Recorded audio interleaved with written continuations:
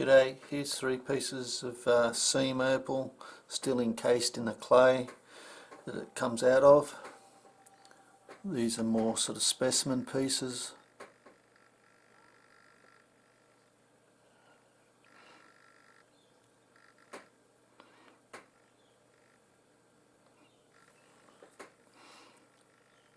Wish this was ½ inch thick, sorry, 12mm.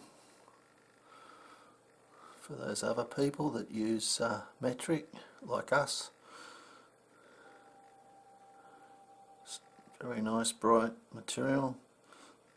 It may that may come into a seam across there. It looks like it comes right through, but I'm not promising. I'm just selling these as little specimens.